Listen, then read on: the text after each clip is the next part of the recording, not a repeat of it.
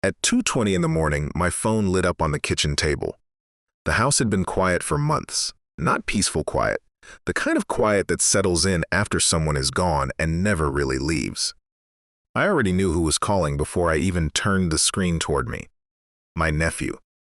The same man who had sat at that kitchen table, called me every Sunday without fail, held my hand at my wife's funeral, and quietly drained nearly every dollar we had saved over a lifetime of working.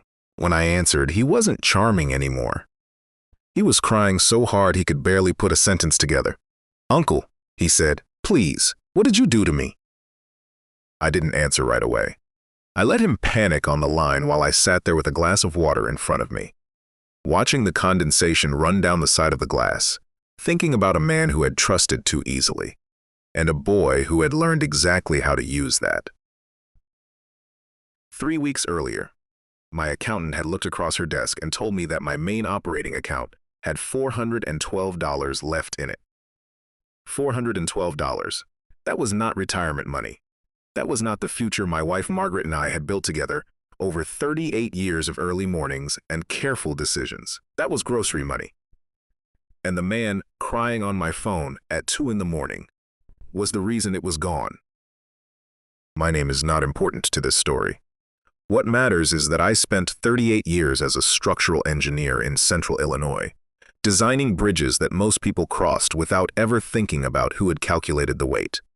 I retired at 62, 2 months after Margaret died. She had a stroke on a Tuesday afternoon while she was watering the tomato plants behind the farmhouse. There were no warning signs.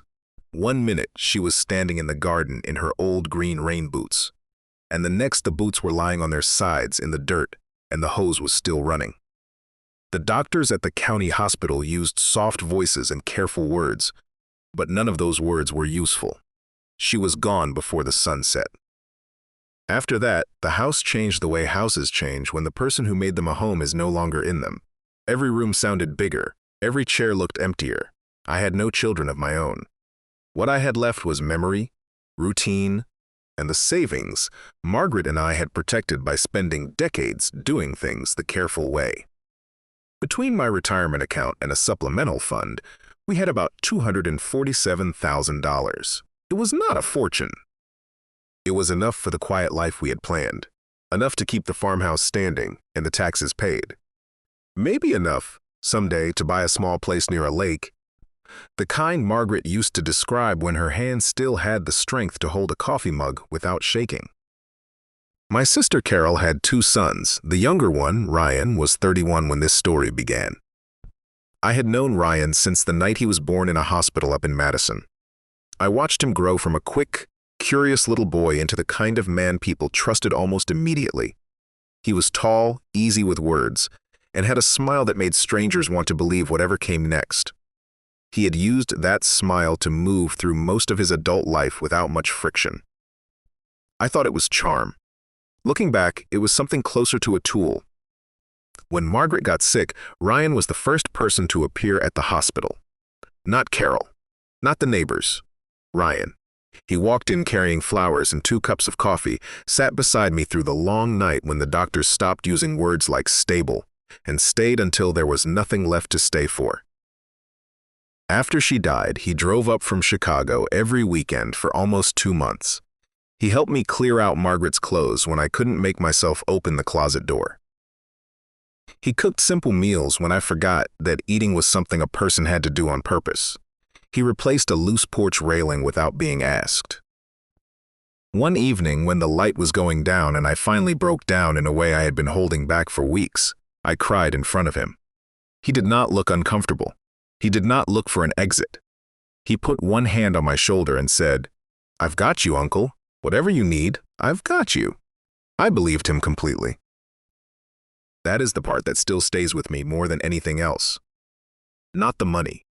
Not the forged documents, not even the federal indictment. It is how carefully and deliberately he built the trust before he used it. He did not walk into my life looking like a thief. He walked in looking like family, like someone who had noticed I was drowning and reached out a steady hand. For a long time, I did not understand that the hand reaching toward me was also reaching into my pockets. About 8 months after Margaret passed, I started having real trouble with the bank. Or maybe the trouble had always been there, and grief had just made me slower to respond to it. My hands were not what they used to be. Arthritis had settled deep into my left fingers from an old job site fall in 1993. And every year, the online banking system seemed to add one more door that needed a different key, new passwords, security questions, two-factor codes delivered to a phone I kept misplacing.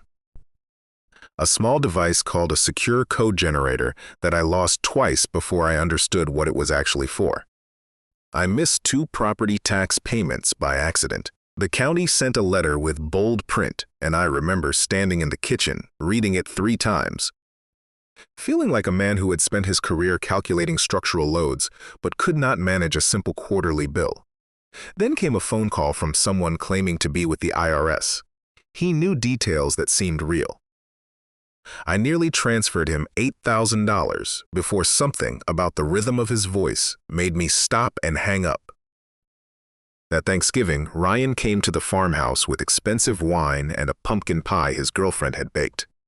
After dinner, while the plates were still on the table and the house smelled like cinnamon and candles, he asked how I was really doing. Not the polite version of that question. He asked it in the way that meant he actually wanted an honest answer. So I gave him one. I told him about the missed taxes, the scam call, the passwords, the slow dread of feeling like the world had gotten faster while I had gotten slower. I told him I was afraid of becoming the kind of old man who gets taken advantage of without realizing it until the damage is already done. He listened the entire time. Then he leaned forward with his elbows on the table and said, "Uncle, let me help you. Add me to the accounts as a cosigner. I'll handle the bills. I'll watch everything. You shouldn't be carrying this kind of stress. Eileen would want you to enjoy yourself." He called her Eileen. He knew her name had been Margaret, and he had been calling her Eileen since before the funeral. I never corrected him because I thought it was just how grief mixed things up sometimes. I should have corrected him, but I said yes instead. The following Tuesday, I drove to the bank with Ryan and signed full cosigner access over all 3 accounts. For the first 6 months after that, nothing felt wrong. That was the most dangerous part. If he had started stealing immediately, some instinct might have fired. But Ryan understood trust the way I understood concrete. You do not pour the whole bridge at once. You build the footing first. You let the foundation cure before you put any weight on it. He paid the property taxes ahead of schedule. He set up automatic payments for the electric bill, the water, the insurance, the trash pickup. When the old furnace died in February and the repairman stood in my basement quoting a number that made my stomach drop, Ryan overnighted a check and told me not to think about it. "Just paying you back for all the Christmases," he said. Every Sunday he called, sometimes for 10 minutes, sometimes for nearly an hour. He asked if I was eating. He asked about the farmhouse roof. He asked whether I had taken the truck in for service. He sounded like the only person left in the world who kept track of whether I was still alive and doing all right. So when the bank statements arrived in the mail each month, I barely opened them. I saw envelopes. I saw columns of numbers.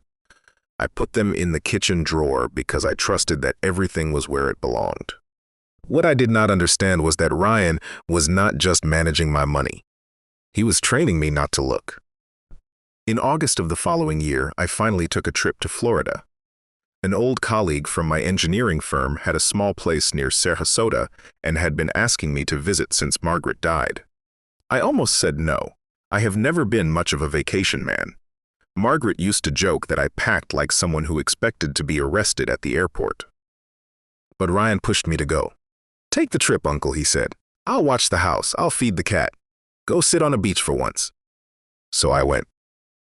For the first 10 days, I almost felt like a functioning human being again. I ate fish sandwiches. I watched pelicans drop into the water like badly assembled machines. I slept through an entire afternoon with the ocean wind moving through the screen door. For a little while, grief became something in the background rather than something in every room. Then, on the 11th day, I got a text message from the property management company handling my rental cottage in the Wisconsin Dells, a small one-bedroom place I had bought years earlier for supplemental income. The message said simply, "We attempted to deposit the August rent, but the account on file has been closed. Please advise." I read it once, then twice, then a third time, much more slowly. I called the property manager first. She told me the bank had returned the deposit because the account no longer existed. Then I called the bank. A woman with a professionally calm voice told me that the account had been closed 17 days earlier by an authorized signer, and the full balance had been transferred out. An authorized signer. I thanked her, hung up, sat on the edge of the bed in my friend's guest room in Florida, staring at a patch of wall where the paint was starting to peel near the window frame. That was the first moment I understood that something had gone very wrong. I called my accountant from that guest room with my hand wrapped so tightly around the phone that my knuckles ached. I gave her every account number I could remember and asked her to pull everything she was able to find. Checking, savings, retirement, the small brokerage account, all of it. She called me back 4 hours later. Her voice had changed.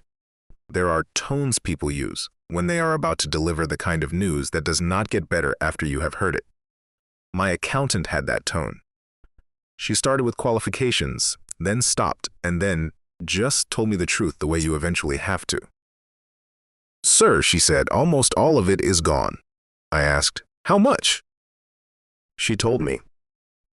The retirement account had been drawn down through 9 separate withdrawals, 210,000 months, $200. The savings account had lost another 31,000. The brokerage account, the one holding bonds that Margaret's father had left her in 1978, had been liquidated in May and the proceeds transferred out in 2 separate wires. Every single transaction had been executed by an authorized signer, my nephew. The same man who called every Sunday, the same man who told me to enjoy Florida while he fed my cat and watched the house. The same man who had once sat in my kitchen and promised he had me. He had me, all right. I cut the trip short and flew home the next morning before the sun was fully up. My friend drove me to the Tampa airport without asking many questions. I think the look on my face made him understand that questions were not what I needed. The first thing I did when I walked back through the door of my farmhouse was not pick up the phone and call Ryan. I need you to understand that part because it matters to everything that came after. Every part of me wanted to call him. I wanted to drive straight to Chicago, stand at his apartment door, and look him in the face while I said Margaret's name. I wanted him to hear her name come out of my mouth while he tried to explain what he had done with her savings. I wanted that moment so badly I could feel it in my hands like something I could almost hold. But I had spent 38 years as a structural engineer, and that work teaches you something that does not go away just because you retire. When a beam shows signs of cracking, you do not shout at it. When concrete fails, you do not curse at the concrete. You stop. You measure the damage. You document every fracture before anyone has a chance to hide what really happened. You do not touch anything until you understand the full scope of what you are dealing with. So I did not call him. Instead, I sat at the kitchen table and started building a file. For 4 days, I worked from early morning until well past midnight. I made a spreadsheet listing every withdrawal, every wire, every closing date, every dollar amount, every account. Then, I opened Ryan's public social media pages and started matching the money to his life. The Range Rover appeared about 3 months after the first large withdrawal. The Cabo Resort vacation came 4 months after that. A photograph of a boat on a lake. An expensive dinner with champagne. A smiling weekend on the water that he had tagged as the best summer of his life. He had not just stolen from me. He had been documenting it. When the spreadsheet was finished and I had printed everything twice, I called a lawyer.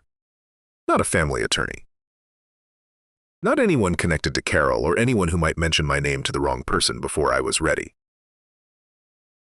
I called Dennis Harmon, a man who had handled a contract dispute for my engineering firm 15 years earlier, and who operated with the kind of quiet precision that reminded me of good structural work. Thorough, unrushed, built to hold weight.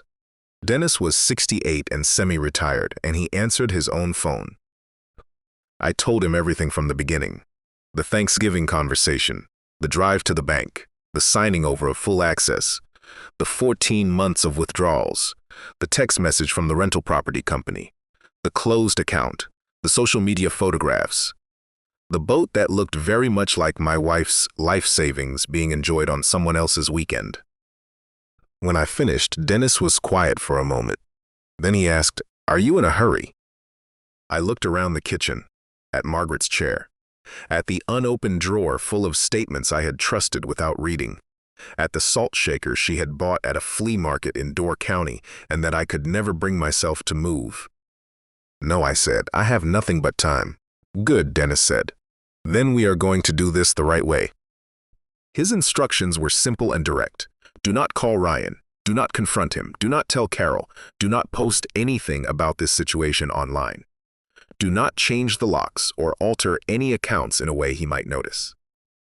The moment Ryan understood that I knew, Dennis told me, money would move, assets would disappear, accounts would be emptied into someone else's name, and lawyers would be hired with whatever was left. Right now, Ryan still believed I was a grieving old man who missed his wife and trusted too easily. Dennis wanted that to remain true for as long as possible. Dennis brought in a forensic accountant named Patricia Donnelly. She was around my age, calm in a way that made you feel she had already seen every terrible thing that money could do inside a family.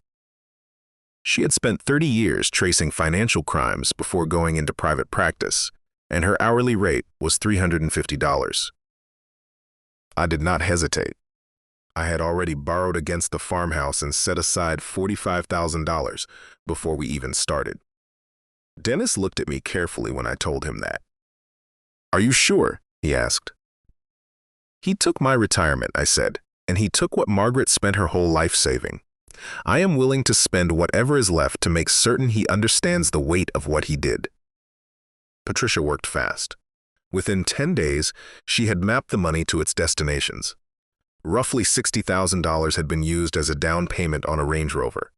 A larger portion, combined with proceeds from the liquidated brokerage account, had gone toward the purchase of a lakefront cottage in northern Wisconsin on a lake called Bear Paw. He had bought that cottage months before I ever flew to Florida. Another portion had gone to credit cards, a cryptocurrency exchange, and a bank account in Indiana under a slightly misspelled version of his own name.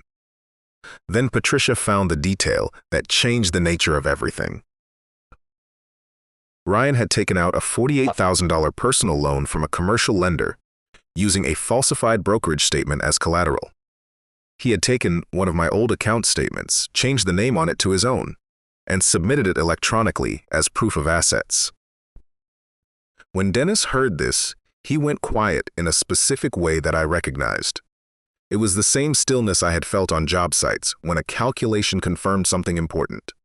"That," he said, "is bank fraud, and because he sent it electronically, it is wire fraud." For the first time since the text message in Florida, I understood that this was no longer only a family betrayal. This had crossed into federal territory. Dennis explained the difference carefully. A civil lawsuit might produce a judgment in my favor, but judgments on paper do not always produce money in practice. Ryan could drag the process out for years. He could sell assets, move money, declare bankruptcy, and leave me with a piece of paper that said I was right and a bank account that said it did not matter. But bank fraud submitted electronically meant the FBI. It meant the U.S. attorney. It meant the possibility of prison time. And it meant something called restitution. A federal restitution order, Dennis told me, does not disappear in bankruptcy. It follows a person. It attaches to every paycheck, every tax refund, every legal dollar earned after release. "The government becomes your collection agent," Dennis said. I spent a long moment with that sentence. Then I said, "Tell me what we do next." That weekend, I drove alone to Bear Paw Lake. I told no one where I was going. I parked near the public boat launch, walked along the shore until I could see the property through the tree line, and stood there looking at a cottage built from cedar with a stone chimney and wide windows facing the water. A long dock ran out into the lake. Tied to the end of it was a nearly new pontoon boat, rocking gently in the afternoon light. It was exactly the kind of place Margaret and I had talked about for 40 years and never bought because we were always saving, always careful, always thinking about later. And there it was. Later had been stolen from us and turned into his weekend property.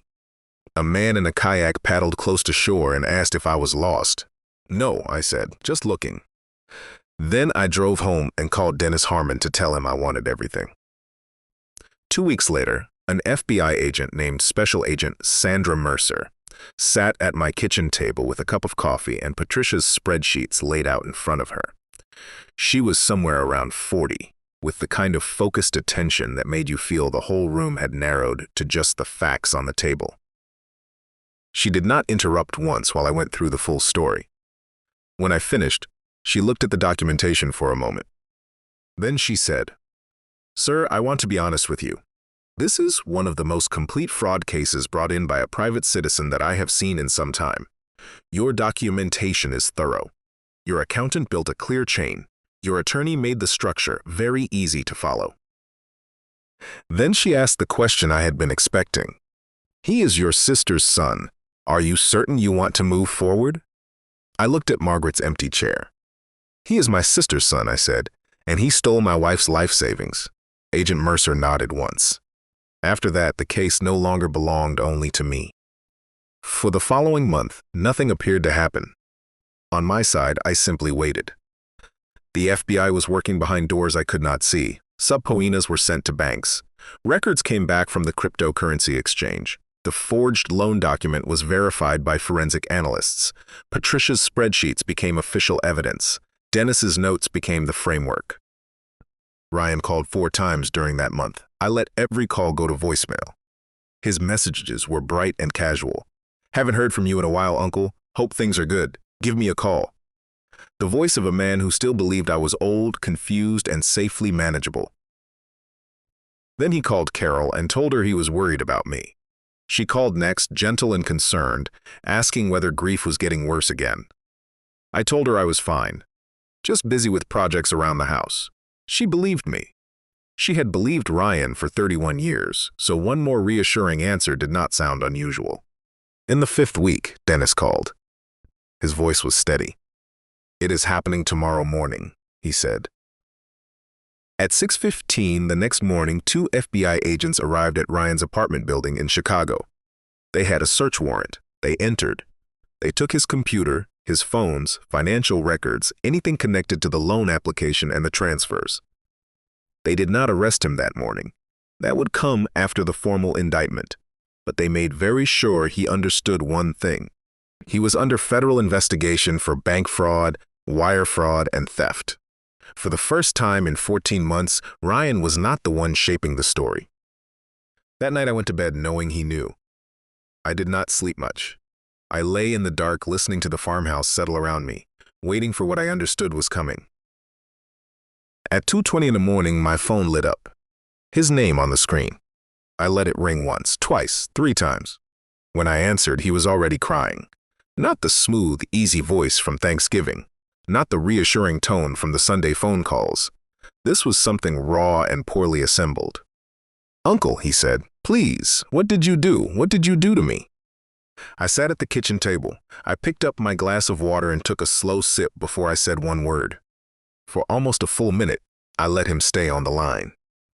He kept saying my name. Then uncle, then please, then words that did not connect to each other. I could hear him pacing his apartment, maybe standing in the space between his furniture and the life he thought he had built with my retirement. His breathing was ragged. His charm, the thing he had carried as both identity and weapon for 31 years, had finally run out of room to operate. "They came to my apartment," he said. "The FBI came to my apartment. They took my computer. Uncle, what have you done?" I looked across the kitchen at Margaret's empty chair. "Yes," I said, "I imagined they would." The silence that followed was the most honest thing that had passed between us in well over a year. He changed his voice then, softer, smaller, the hospital voice, the voice he had used the night he put his hand on my shoulder and said I was not alone. Whatever you think happened, we can talk about it, he said. This is a misunderstanding. I can explain everything, please. Please don't ruin my life. I almost told him that he had been the one doing the ruining. Instead, I told him about a birthday party when he was 7. His father had not come, so I had driven 4 hours, put on a cowboy hat I found at a party store, performed 3 badly executed magic tricks for him and his friends, and bought him the chemistry set he had asked for twice that year. I had never mentioned that to him before. I wanted him to hold the full picture before he heard what came next.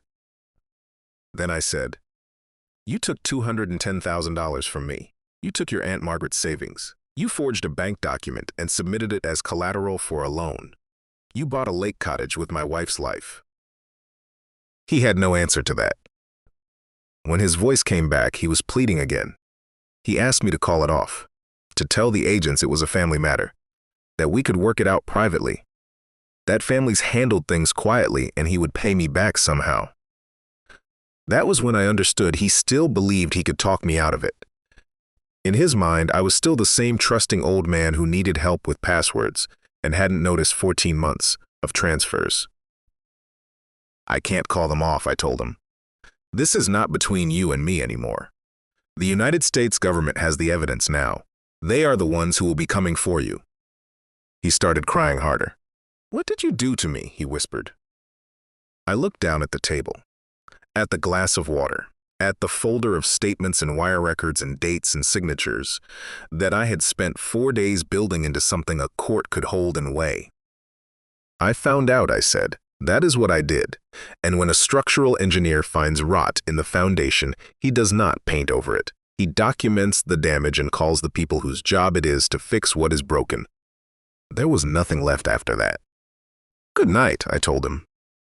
Then I hung up. The indictment came down 6 weeks later. Bank fraud, wire fraud, aggravated identity theft. The charges looked cold on paper, too clean for what they actually described. They did not show Margaret's chair. They did not show 14 months of Sunday phone calls, or Thanksgiving pumpkin pie, or the voice that said, "I've got you." But they showed enough for a federal judge to look at and understand what had happened to a retired engineer and his dead wife's savings.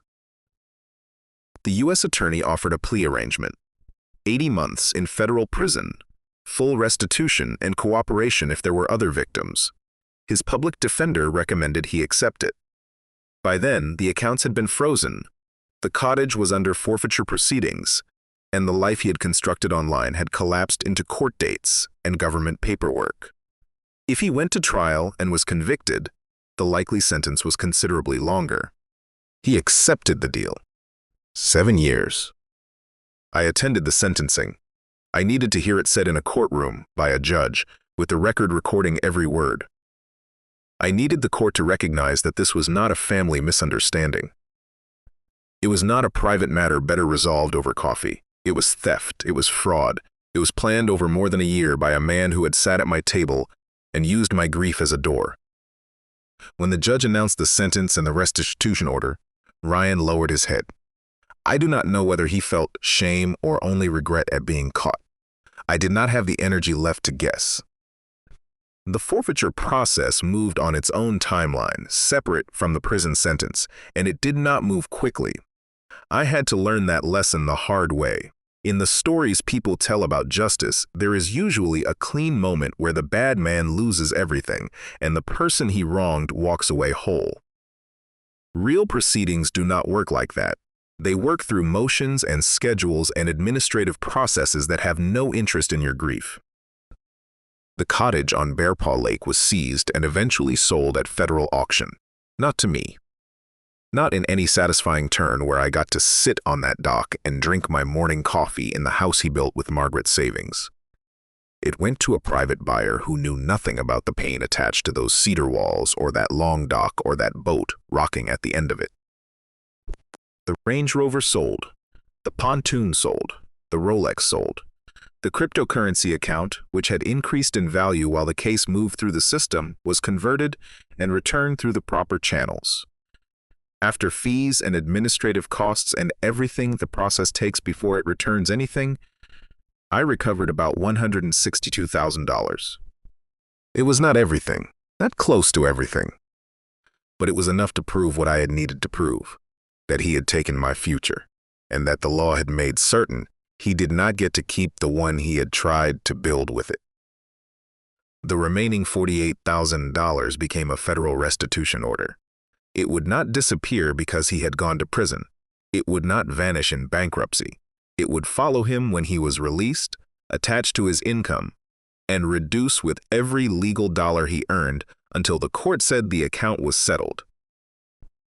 At the sentencing, Dennis leaned toward me and said quietly, "This is exactly what I meant when I told you the government becomes your collection agent." I looked at Ryan at the defense table in a suit that did not fit him. No lake house, no Range Rover, no designer smile performing for a room. Just a 31-year-old learning for the first time in his life that some things cannot be talked out of. I wish I could tell you I felt relief.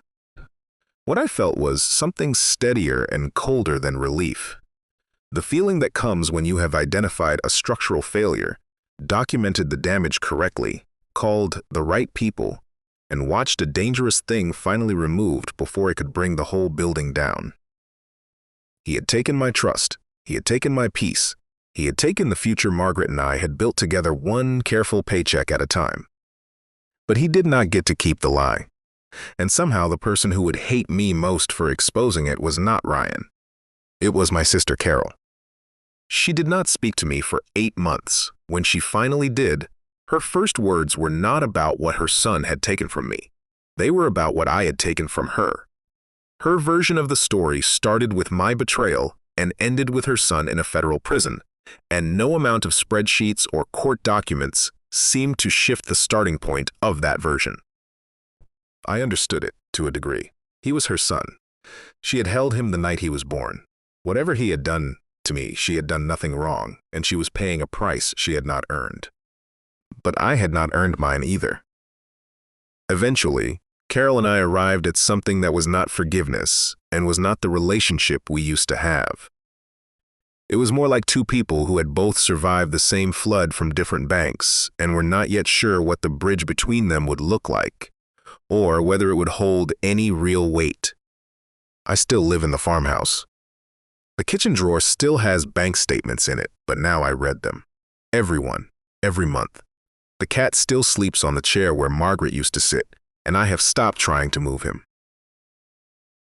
Some mornings I stand at the window and watch the light come across the fields, and I think about the lake house that never got to be ours, the dock we never sat on, the quiet that Margaret and I had spent our whole lives saving toward and never reached in time. There is grief in that, but there is something else in it too, because what Ryan took was money.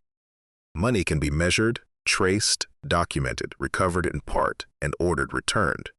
What he could not take, what none of his patience or charm or calculated Sunday phone calls could ever reach, was the 38 years of work behind it. The decisions Margaret and I made together. The life we built by doing things the careful way. That was not in the accounts. That was never something he could touch. A retired engineer knows something about permanence. Structures fail. Materials weaken. Even the best designed bridge requires maintenance, inspection, and occasional repair. But the calculation behind it, the understanding of load and tension, and where to place the weight so the whole thing holds, that belongs to the person who built it. No one can transfer that to themselves. He took the money. He could not take what the money meant. And when the court said 7 years, what I heard underneath that sentence was something quieter and more lasting. The recognition that what he had done carried weight. That weight had a number, and that number would follow him into every morning of the years ahead, the way Margaret's chair follows me into mine. If this story stayed with you, I want to hear what you think. Leave a comment below. Would you have confronted him the moment you found out? Or would you have done what I did and stayed quiet until the evidence was solid? Have you ever watched someone you trusted turn out to be someone completely different? And if you believe betrayal can never hide forever from someone patient enough to uncover the truth, subscribe to the channel and turn on notifications. New stories arrive every week. Stories of quiet justice, carefully gathered evidence, and karma that waits until the perfect moment to strike.